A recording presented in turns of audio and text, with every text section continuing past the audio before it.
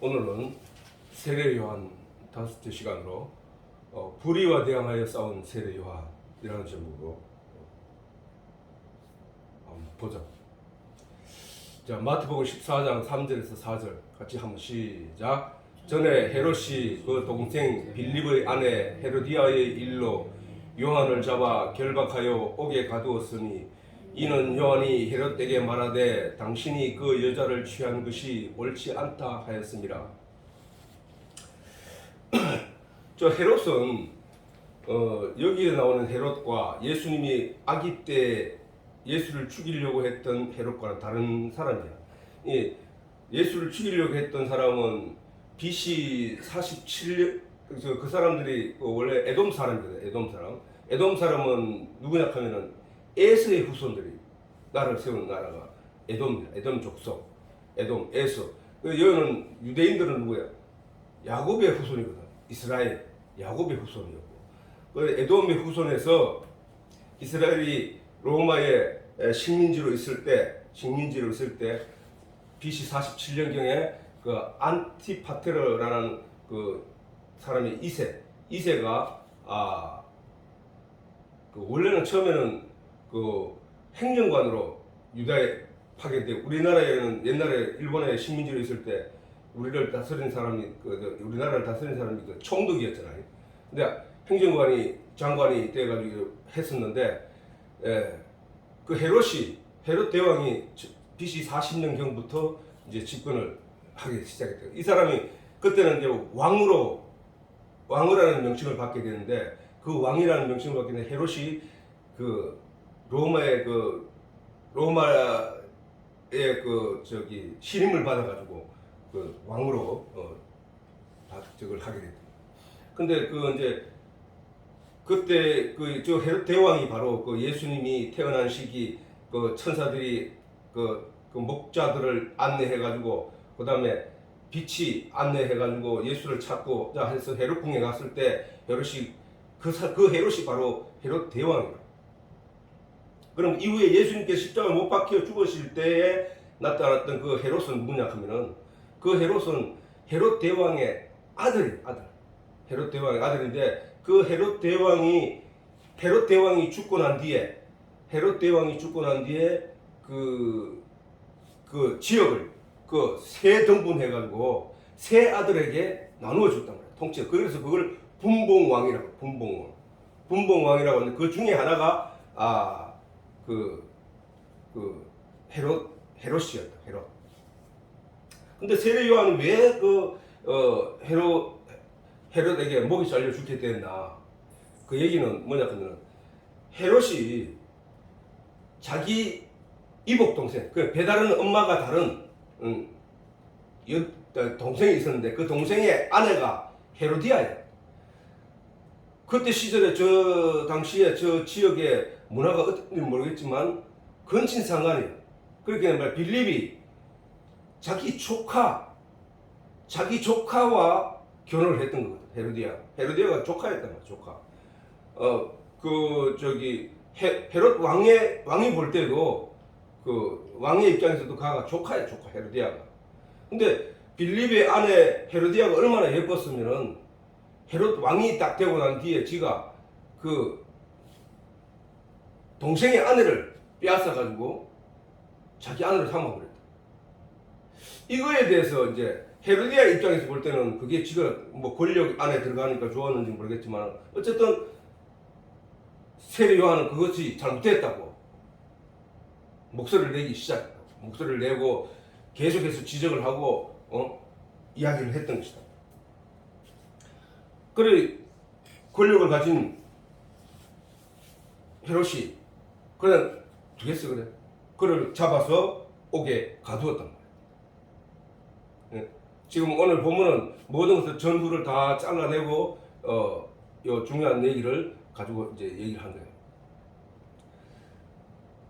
그래서 그 헤롯이 자기 생일날 헤로디아의 아내 헤로디아의 딸이 연습 가운데 그 잔치반 가운데서 춤을 추게 되는데 그 춤으로 인해서 그 헤롯이 너무 만족해가지고 네가 소원이 있으면 한 얘기해라 라고 했단 말이에요. 그때 그 소원을 이 딸이 자기 엄마 헤로디아한테 찾아가가지고 엄마한테 가가지고 그 무엇을 요구할까요 하고 물었단 말이에요. 그랬더니 그 헤로디아가 세례 요한의 목을 정반에 담아 달라고 해라 이렇게 얘기했다.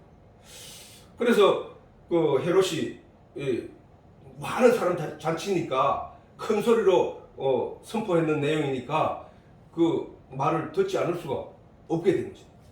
찝찝하였다고. 그럼 나중에 이게 왜 헤롯이 그 세례 요한을 죽이고 난 뒤에 죽이면서 찝찝해하고 불안해했는지는 나중에 나와.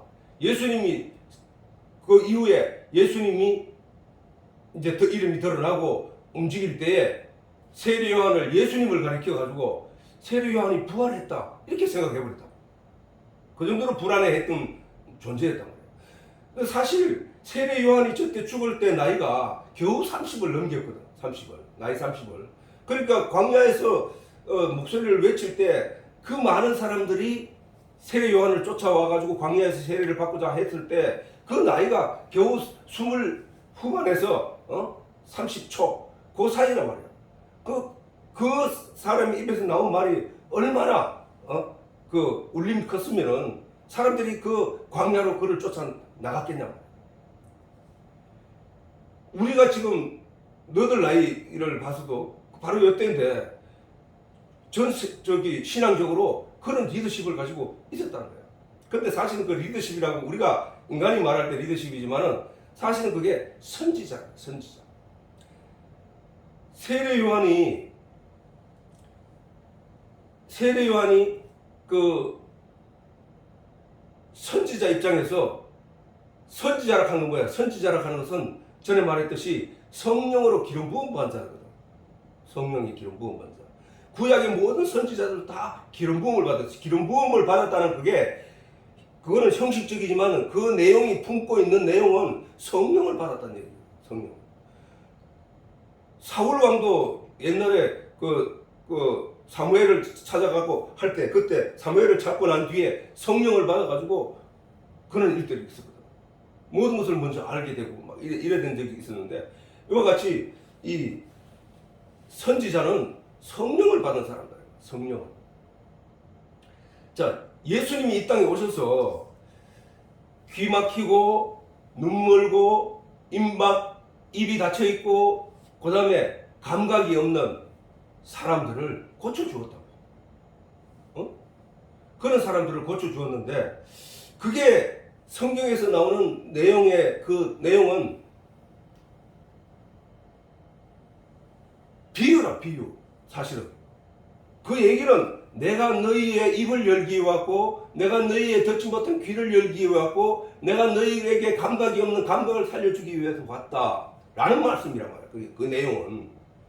그러면 예수님이 과연 우리의 감각을 살리고 눈을 열고 귀를 열어주셨는가?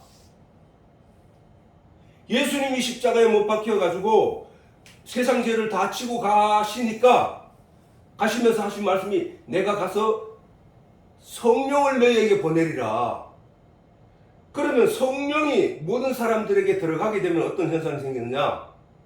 이 감각들이 살아나는 거예요. 이게 입이 열리고 귀가 열리고 눈이 열려서 보지 못하던 영적인 계시의 내용들을 보기 시작한다는 말이야. 예. 감각이 살아났다는 것은 뭐야? 세례 요한처럼 하나님의 성령을 받고 그 성령을 받은 사람은 감각이 살아나서 모든 저때 당시 유대인들은 로마 군병들이 지나가면 벌벌 떨었어. 식민지로 살았기 때문에. 그 나라도 우리나라 일제시대와 거의 비슷하게 모든 사람들이 일본 놈들 하면 벌벌 떨었단 말이야. 일본 놈들. 로마 군인들이 지나가면 벌벌 떨었다. 로마의 세금 거두는 징수원으로서 없는 그런 사람들이 돈을 요구하면 내지 않고는 못 견뎠다. 손가락질을 해도 그것을 어떻게 할 수가 있는 방법이 없어. 나라를 잃어버렸기 때문에. 그런 두려움에 빠져 있었단 말이에요. 그런 두려움에 빠져 있고 나약한 존재가 되어 있었고 아무것도 할 수 없는, 저 권력을 향해서 내가 아무것도 할 수 없는 그 시대에 세례 요한이 일어났단 말이에요. 권력을 대항해서 잘못된 거에 대해서, 불의에 대해서 목소리를 내고. 왜? 그는 감각이 살아있는 자이기 때문에. 그는 눈이 막혀 있는 게 아니라 그런 내용들을 보고 있기 때문에, 볼 수 있기 때문에, 판단할 수 있기 때문에, 말이 입이 열려 있기 때문에. 그러나 유대인들은 뭐야? 바리새인들, 그 다음에 사두개인들, 그 다음에 유대 제사장들이라고 하는 사람들도 전부 자기 힘으로 뭔가를 하는 게 아니라 총독을 찾아가서 요구를 하고, 이렇게 해주세요, 저렇게 해주세요, 백성들의 뜻을 전하고 이랬던 것이야. 그러기에 그 사람들은 세례 요한이 저 광야에서 외칠 때에 세례 요한을 보고 하늘의 진리의 소리를 알아차리고 그 감각으로 깨닫게 되고 알았더라면은 로마에게 찾아가서 로마를 대표하는 총독을 찾아가서 그렇게 하지는 않는다는 것이죠. 자, 바리새인들과 선생이라고 하는 사두개인들이나 이런 그 유대의 그 제사장들이나 이런 사람들은 뭐야? 그때 당시 그때 사람이 아무것도 할 수 없었어. 그 사람들은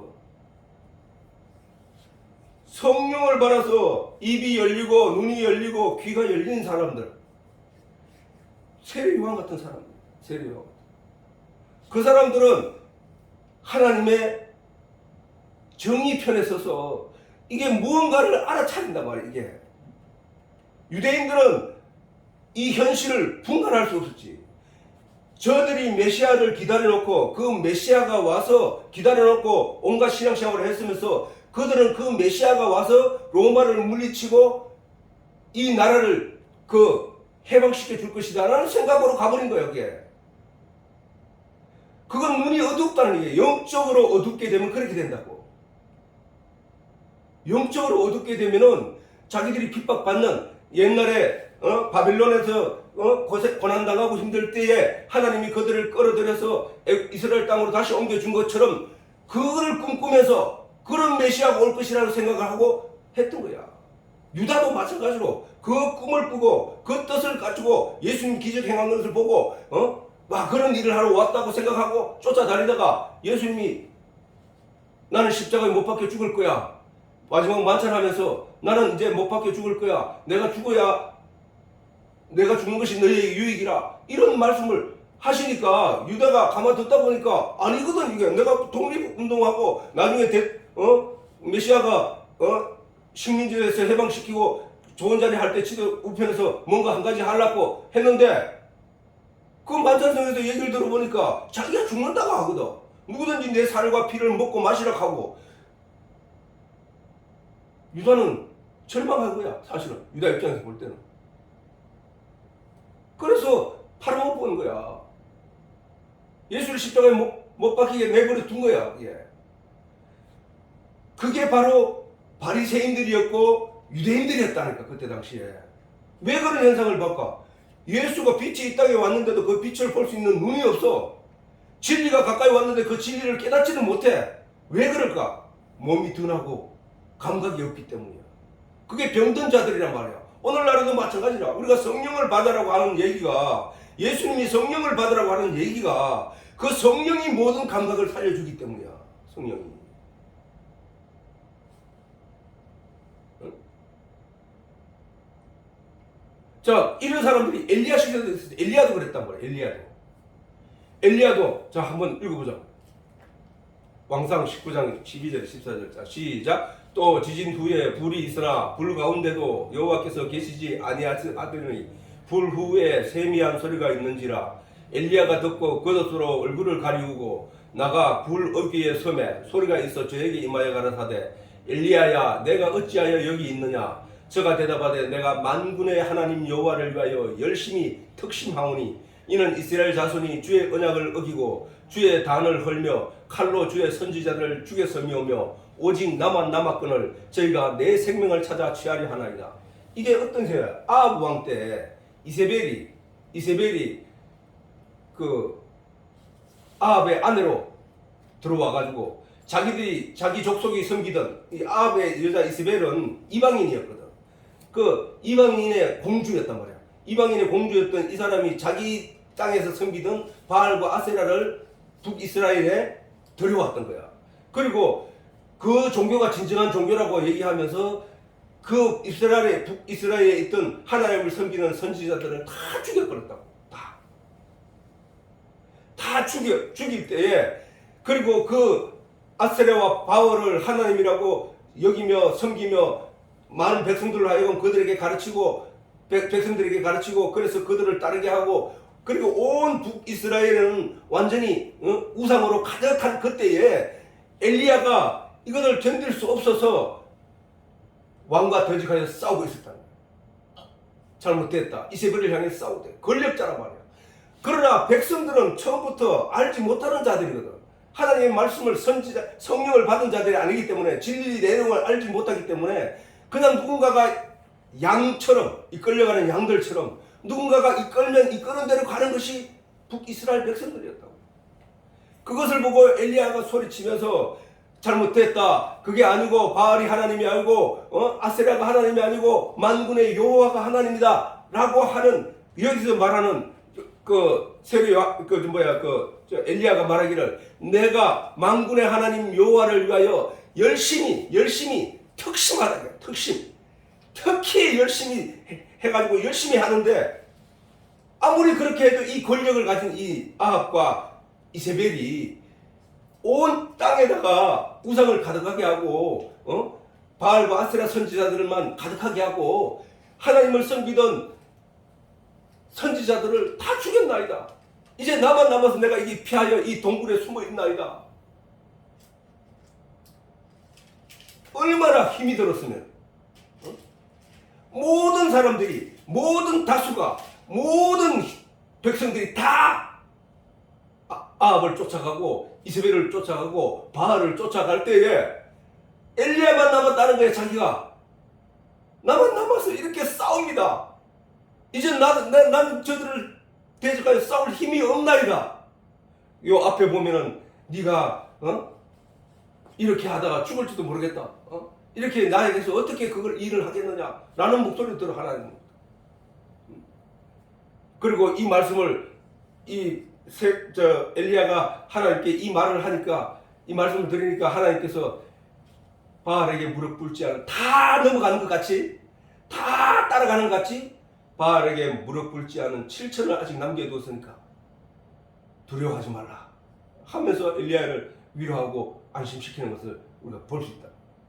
이와 같이 하나님의 진리를 아는 자, 하나님의 그 성령으로 말미암아 눈이 떠이고 귀가 열리고 입이 열려서 하늘의 소리를 듣고 하늘의 내용을 보고 하늘의 가치를 입으로 말할 수 있는 사람, 곧 성령을 받은 자. 다시 성령을 받은 자는 바로 그런 감각을 살림을 받은 자들이라는 거예요. 예수께서 이 땅에 오셔서 귀머거리, 벙어리, 눈먼 자, 그 다음에 문둥병자를 치료하신 그 내용은 하늘의 진리의 내용을 볼 수 없고 듣지 못하고 말할 수 없던 자들에게 그것을 살려준 거예요. 그게 오늘날도 마찬가지예요. 오늘날도 성령이 우리에게 임하면 불의와 정의를 보고 그냥 두는 것이 아니라 그냥 멍하니 목련병자처럼 그냥 끌려 쫓아다니는 게 아니라 목소리를 내게 돼 있다. 목소리를. 자기 목숨을 내놓을 베드로를 봐라. 베드로. 나는 그런 베드로를 바로 보면서 정말 절실히 느끼는 건데, 베드로가 예수님의 제자들이 3년 동안 예수님을 따라다니면서 열심히 배우고 공부를 했는데, 그리고 기적도 보고 예수님이 변화산에서 변하는 모습도 보고 오병이의 기적을 보고 물리를 걷는 것을 자기도 한번 실험해보기도 하고 이런 놀라운 경험을 했음에도 불구하고 예수님이 잡혀가니까 그냥 고기 잡으러 떠나가 버린 거야. 예수님을 모른다고 멀찍이 서서 예수님을 그날 밤에 3번씩이나 부인했다는 거야. 그런 거가 오순절날 성령을 받으니까 어떻게 변했냐? 그의 막 다른 건 다 안 모르고 그가 나중에 죽을 때 십자가에 거꾸로 매달려 죽었다는 사실만 봐도 그가 어떠한 불의에도 동요하지 않고 어떤 권력에도 동요하지 않았다는 사실이다.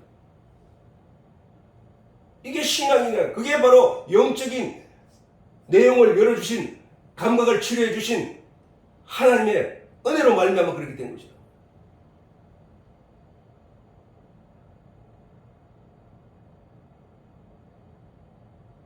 오늘날도 마찬가지. 오늘날도 우리에게 성령을 받은 사람들은 모든 사람들이 모든 내용을 가지고 말도 안 하는 내용 가지고 어느 한쪽으로 가더라도 진리의 내용을 깨달아 아는 자, 성령의 치료를 받은 자, 성령과 함께한 자는 아닌 것을 아니라고 말할 수 있어요. 그렇게 될 수밖에 없다. 세례 요한이 어쩌면 그 두려움이 없어서 저렇게 했느냐? 아니란 말이에요. 두려워도 소리를 냈던 것이다.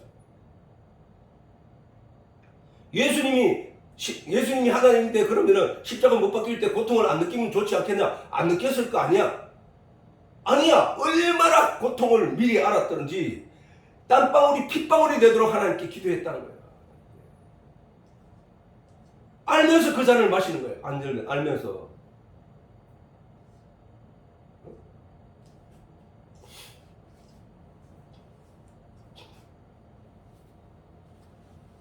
내 아이는 검숟가락을 들어야 되고 어떤 방법으로든지 높은 자리에 가 앉게 시키고 너희들은 나라에서 나눠주는 대로 먹으면 돼 라고 하는 그런 부정한 말도 안 되는 내용을 듣고도 시대가 그런가? 원래 그런 건가? 원래 있는 자도 그렇지 뭐 할 수 없지 뭐 하고 따라가는 그 사람들이 감각이 살아있다고 말할 수 있냐고.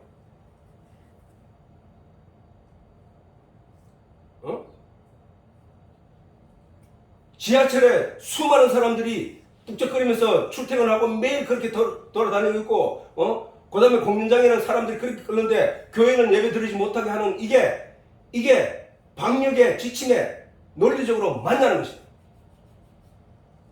그런 걸 듣고도 이거 뭐 방역이니까는 말하는 거에 거기에 집중을 해버리고 이게 이치에 맞는지 사실에 맞는지 아무것도 생각하지 않고 끌려가는 북이스라엘의 그 양들처럼 한국교회 성도들이 그냥 끌려가고 있다는 거예요. 그냥. 그게 과연 성령을 받은 사람들의 삶인가? 그게 과연 감각이 살아있는 사람들의 삶인가?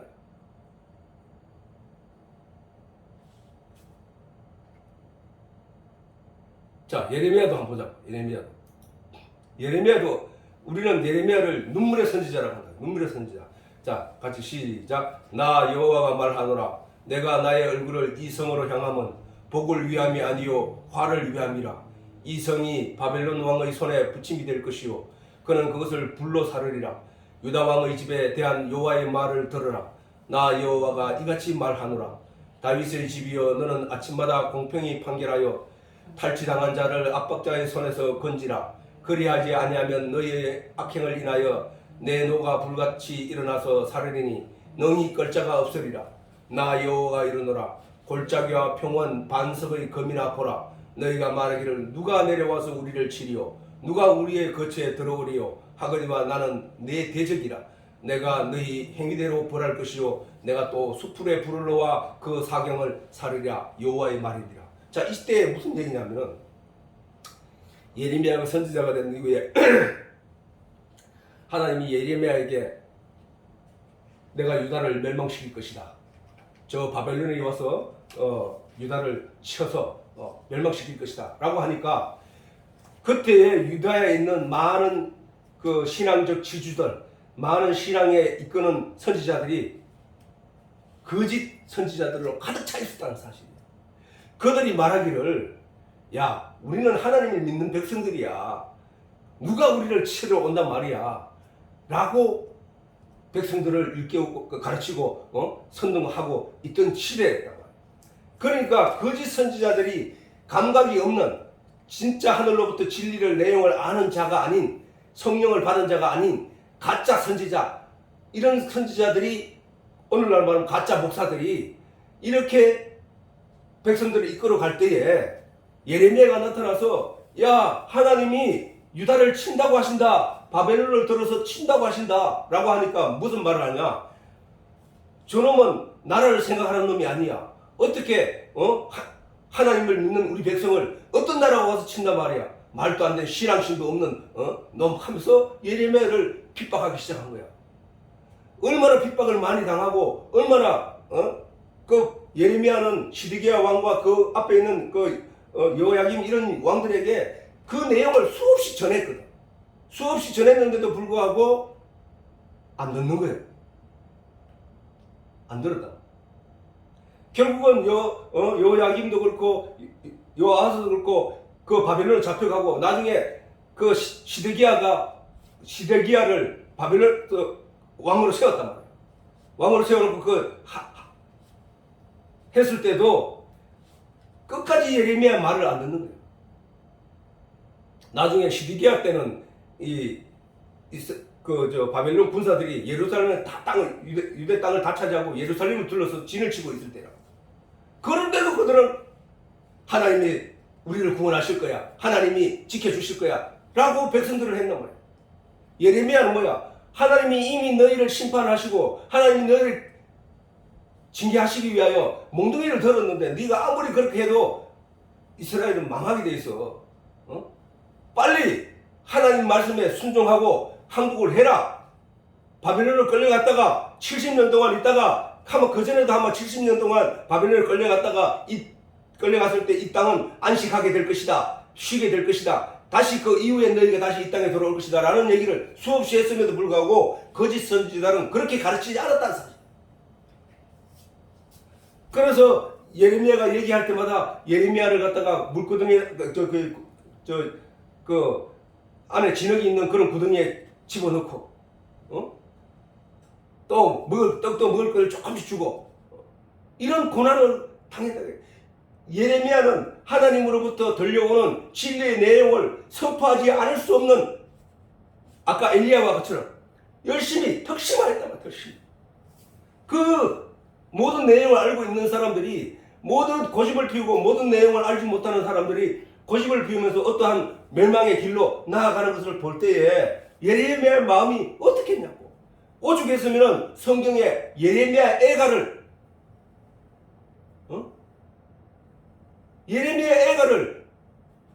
기록해 놓았다. 탄식하는 소리. 그 정도로 핍박을 당하면서도 거대한 흐름, 거대한 용서성, 그것들을 향하여 계란의 바위치기로 계속 나아가고 있었던 것이죠. 세례 요한이 그랬잖아. 세례 요한. 또 거짓 선지자들이, 여기는 내가 안 적어놨는데, 거짓 선지자들이 가득하던 북이스라엘 시대에 왕이 그때 죽어야 될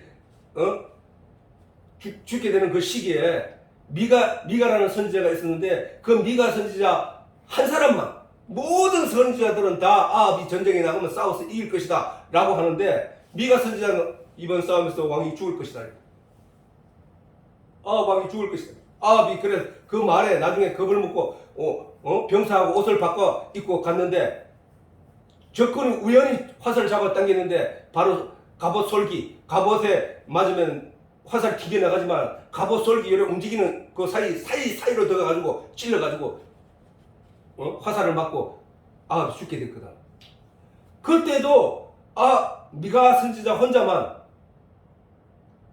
왕은 지금 이 전쟁에 나가서 반드시 죽을 것입니다 얘기했단 말이야. 근데 안 들어. 거짓 선지자 중에 시드기야라는 그 자가 뿔나팔을 들고 와가지고 그걸로 미가의 얼굴을 때리고 그리고 미가를 구덩이에 넣고 전쟁이 끝날까지 그다 가둬놔 버리고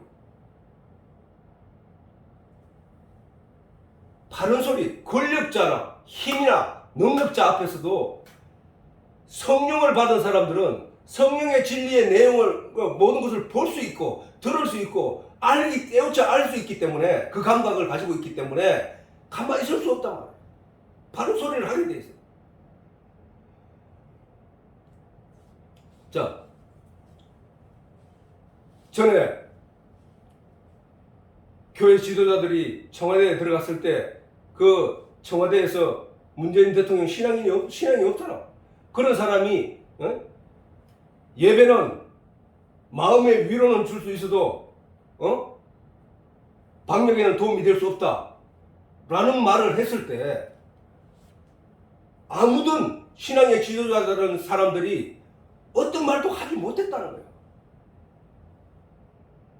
그게 신앙인가?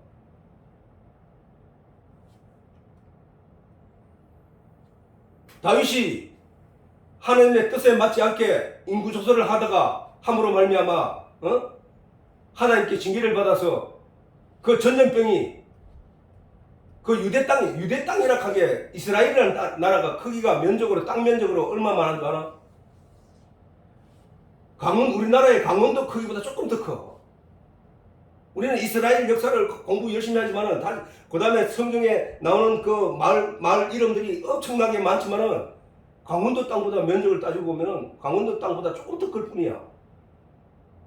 거기에서 인구 7만 명이 죽었어. 인구 7만 명이 전염병으로.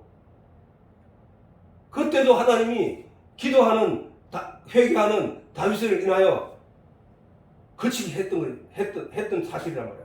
그런 내용을 설교까지 하는 사람들이 그 말에 아무런 대답을 할 수 없었다는 것은 어떻게 보면 한국 교회가 그렇게 끌려간 것은 아닌가.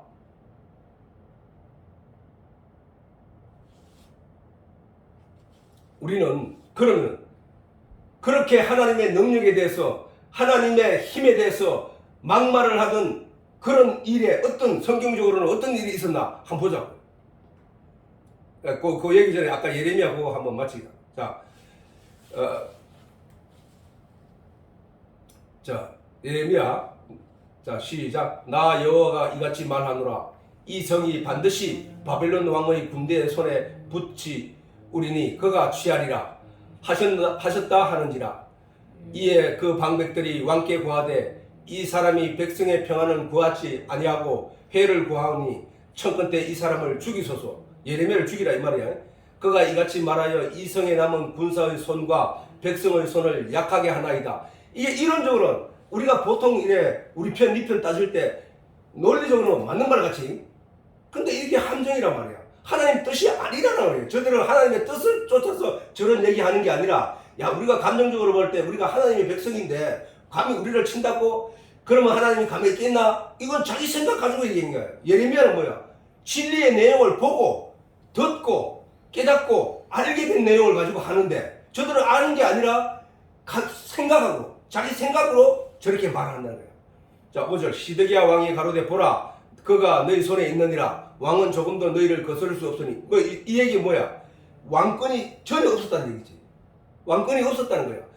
시드기야 왕이 예레미야 한 사람도 보호할 수 없는 왕권을 가지고 있었다는 거야. 그 왜? 누가 안 쳐줬기 때문에. 누가 안 쳐줬기 때문에. 그렇게 그 방백들이 그렇게 얘기하면은 거기에 대해서 뭐라고? 시드기야 왕이 가로되 보라, 그가 너희 손에 있느니라. 왕은 조금도 너희를 거스를 수 없느니라. 그들이 예레미야를 취하여 시위대 뜰에 있는 왕의 아들 말기야의 구덩이에 던져 넣을 때에 예레미야를 줄로 달아 내려왔는데 그 구덩이에는 물이 없고 진흙뿐이므로 예레미야가 진흙 중에 있었다. 이렇게 옳은 일을 당하고 하나님 진리의 내용을 가진 자는 저런 고통과 어려움들을 갖다가 마다하지 않는다. 좀 전에 그렇게 하나님을 망령되이 말하고 예배를 망령되이 말하는 그들에게 어떠한 일이 일어날지를 보자. 그런 자들에게 어떻게 대처해서 나가야 되는지에 대해서 성경이 우리에게 뭐라고 말하는지 보자고.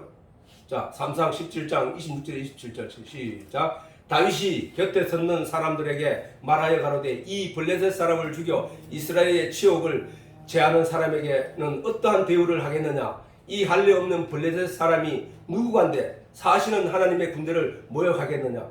백성이 전과 같이 말하여 가로되 그를 죽이는 사람에게는 여차여차히 하시리라 하니라. 이게 무슨 얘기냐면은 블레셋 군대가 쳐들어왔다. 쳐들어왔고 이스라엘 전쟁에 나오니까 이스라엘도 마주 나가가지고 딱 전열을 가다듬고 딱 써가지고 처음에 이제 서로 약 올리기 시작하는 거예요. 약 올리기 시작.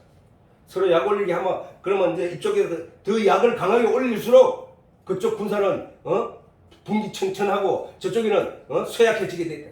이때 블레셋은 골리앗이라는 장군이 나와가지고 키도 크고 창도 하나 크고 엄청나게 큰 골리앗이 나와가지고 이스라엘 백성들에서 그 굵은 목소리로 외쳤단 말이야. 사울 왕도 거기 있었단 말이야. 있는데 이스라엘 그 군대들은 두려워하고 숨어가지고 그야말로 오줌을 질질 싸는 그 정도까지 가버렸단 말이야. 그 정도로. 그때 소년 다윗이 자기 형들이 군대가 있기 때문에 전쟁터에 나가기 때문에 형들을 보기 위해서 왔다가 소년 다윗이야. 소년 다윗. 소년 15세에서 17세 사이 그 된 다윗이 나와가지고 골리앗이 외치는 소리를 들으니까 기가 막히거든. 아니 어찌 저런 막대먹은 이방인 저런 말도 안 되는 자가 만군의 여호와의 이름을 막는 때 일컫는가. 그거를 보고 성령을 받은 다윗은 견딜 수 없었던 거야. 그 소년 다윗이. 이스라엘 그 많은 군대들이 갑옷을 입고 창을 들고 서서면서 벌벌 떨고 있을 때 이 소년 다윗만이 일어나가지고 아니 저놈을 내가 없애야 되겠다. 저놈을 없이면 나를 어떻게 해주겠느냐. 그 전에 아마 사울 왕이 뭐라고 했냐면은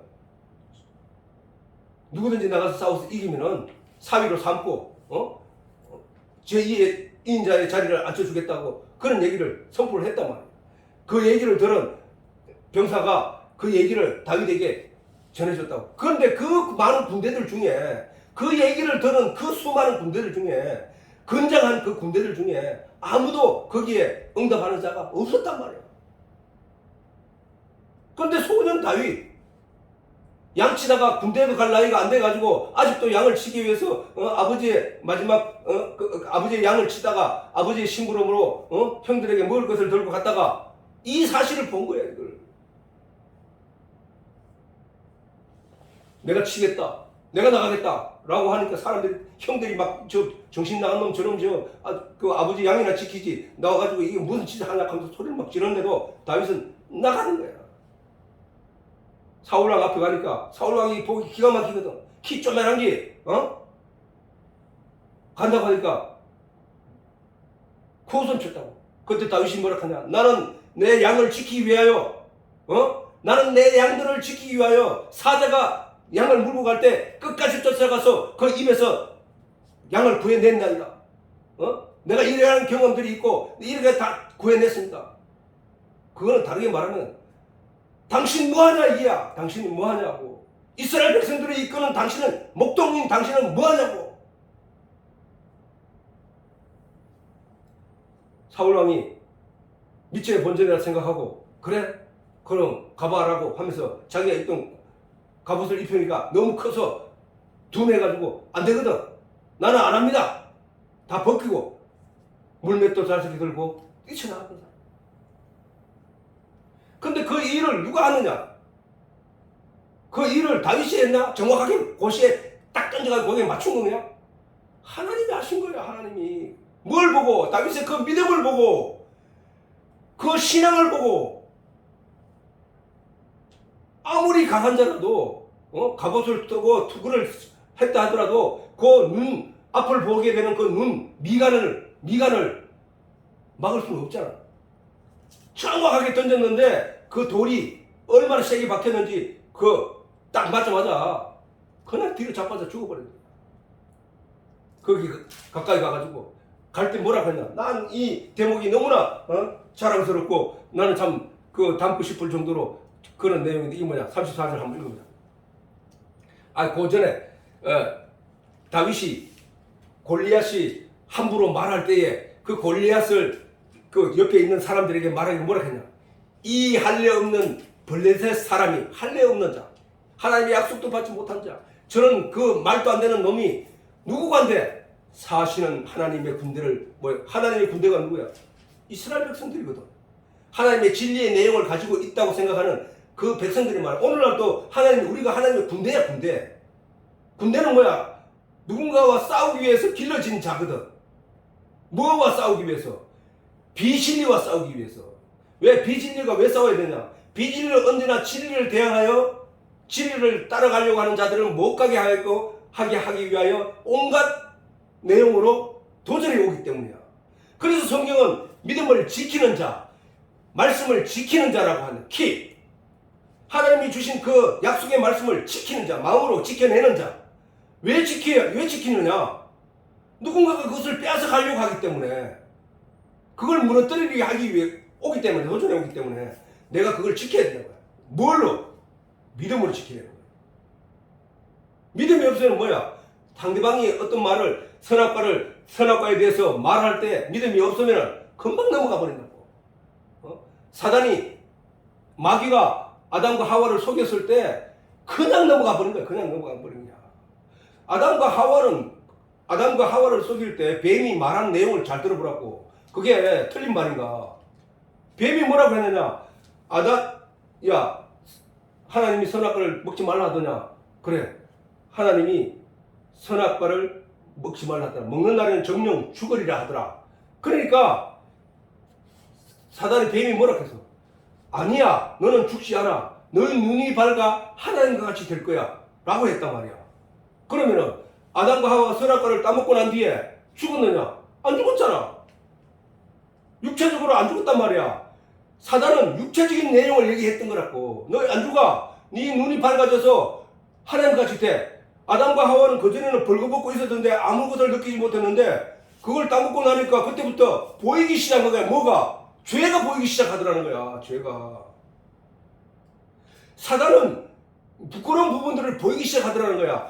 그게 아담과 하와가 사단에게 쏘아갔는데, 사단은 그러면 무엇을 무기로 얘기했느냐? 육체를 가지고 얘기했던 거고, 하나님은 뭐야? 정령 죽으리라. 그 얘기는 뭐야? 네 영이 죽는다는 거야. 영이. 그 선악과로 인해서 아담과 하와는 하나님의 영이 계시는 그 동산에서 쫓겨나버린 거야. 쫓겨나버린 거야.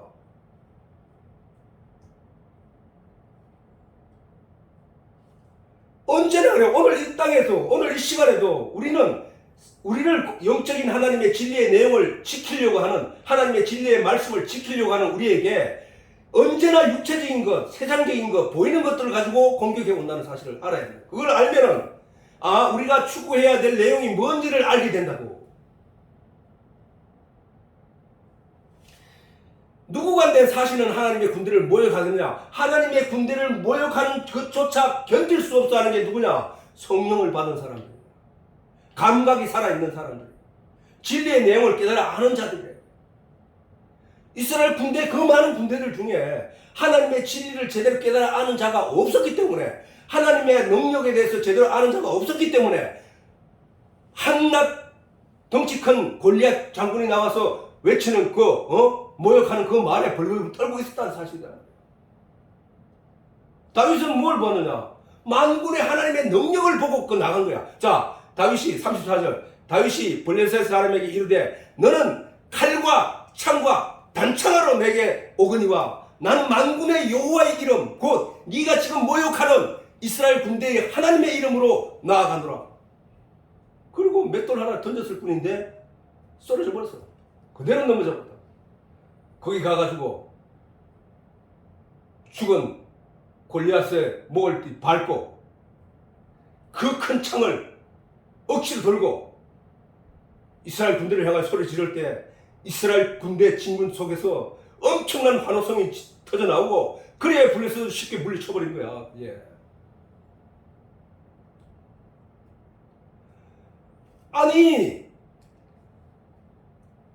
예배가 사람에게 마음의 위로는 줄 수 있으되 방역에는 도움이 될 수 없다고 말하는 그 불신자의 말 한마디에 아무 소리를 못했다는 그 자체는, 이런 다윗의 내용을 설교하면서 뭐를 가르친다는 얘기야. 뭐를?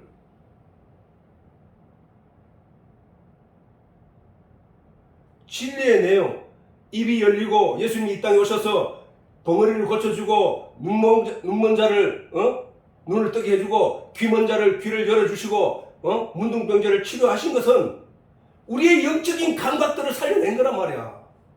무엇으로? 성령으로.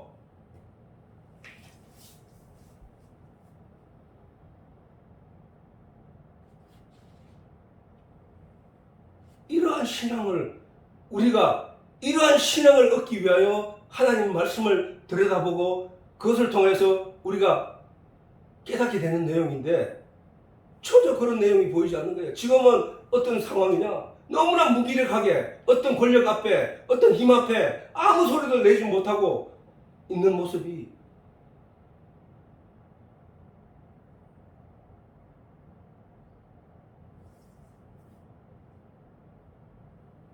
아니 삼척동자라도 지하철에 사람이 1000명이 있고 백화점에 1000명이 있고 근데 교회는 모이지 말라 이게 방역법이야 라고 하면은 이게 맞는 말이냐고. 근데 교인들이 아무런 소리를 안 내. 감각이 없기 때문에 이 하나님을 무시하고 하나님을 모욕하는 것 내용인지도 모르고 있기 때문이에요.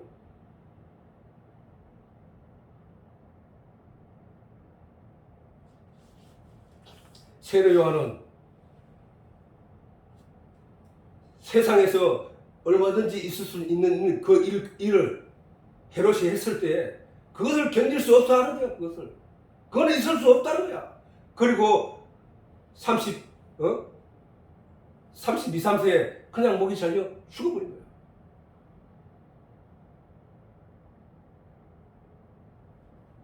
영이 뭐라고 영? 그 사람의 생각과 내용과 말이라고 했다고 성경이. 세례 요한이 육체는 죽었을지언정 그 육체 속에 주인으로 있던 영은 어떻게 되느냐? 살아있는 분이에요. 살아있는 분.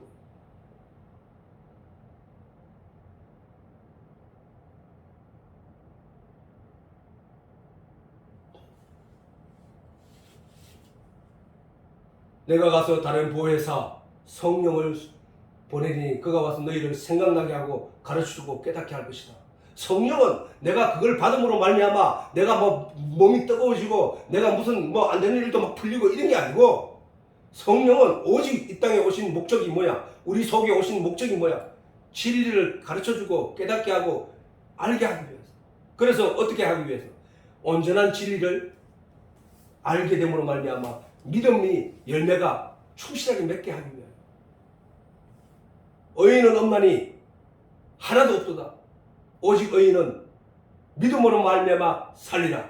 믿음은 들음에서 나고 들음은 하나님의 말씀에서 나느니라. 그 믿음, 신약은 오직 믿음이야 뭐지. 구약도 마찬가지로 오직 믿음이었어.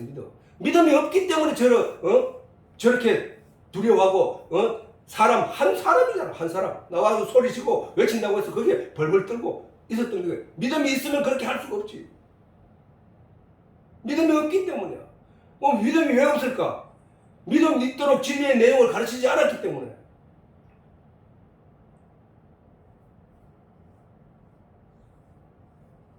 우리는 어떠한 상황에 있든지 늘 진리의 내용을 잘 알고 다윗의 이 진짜 천하에 다시 없을 이 말. 블레셋 사람은 칼과 자기가 의지하는 그 칼과 창과 단창으로 나를 죽이러 오지만 나는 만군의 여호와 이름으로 가는 거야. 딱 한 가지 이름.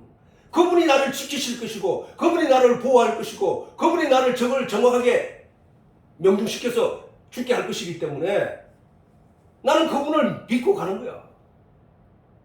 오늘 내 삶이 어떻든지 간에 내가 오늘 어떤 환경에 처했든지 간에 어려운 환경에 처했든지 간에 내가 내 능력으로 가는 게 아니라 내가 보이는 어떤 것을 가지고 그것을 준비해가지고 가는 게 아니라 내가 나아감으로 말미암아 하나님이 나의 걸음을 온전케 하실 것이고 내가 얻고자 하는 것을 하나님이 얻게 하실 것이기 때문이라는 사실을 믿는 사람이 승리한다는 사실. 얼마나 멋있냐. 너는 칼과 창과 단창으로 내게 나아오거니와 나는 만군의 여호와 이름 곧 네가 모욕하는 이스라엘 군대 하나님의 이름으로 나아가노라. 붙어보자.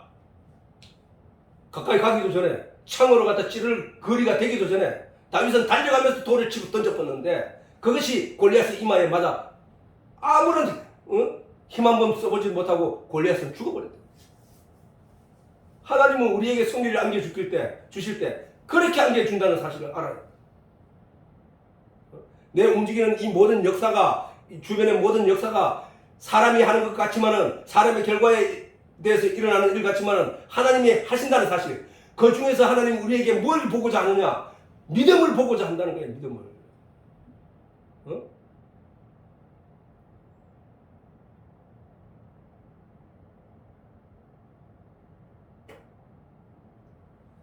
이 어려운 시기에 우리가 더욱더 신앙을 게을리하지 아니하고 하나님을 향하여 진리를 간절히 구하는 우리 가족들이 다 되기를 바랍니다.